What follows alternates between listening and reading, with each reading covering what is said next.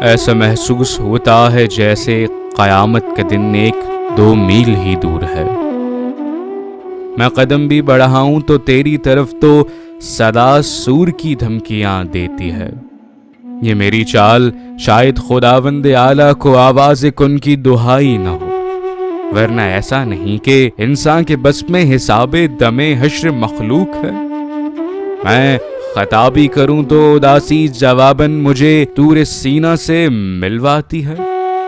یعنی کوئی عبادت کا امکان نہیں ہے کہ جس کے سبب میری تکمیل ہو۔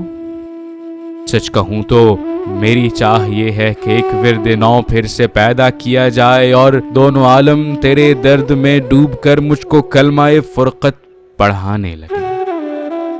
کیا خبر تجھ کو کتنے فرشتے اداسی کے بے سود مجھ سے رہا ہوتے ہیں۔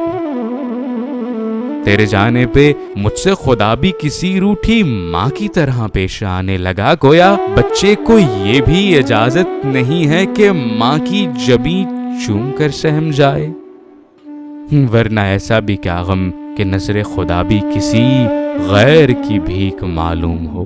تو ہی بتلا کہ میں دکھ سناؤں کسے، کہ میرا تو کوئی چارہ گر بھی نہیں۔ تیرے جانے سے سارے خدائی خسارے مجھے جان و دل سے بھلے ہیں، مگر میں نے 70 برابر جو ماؤں کی الفت کو کھو ڈالا ہے، سب بھلا ڈالا۔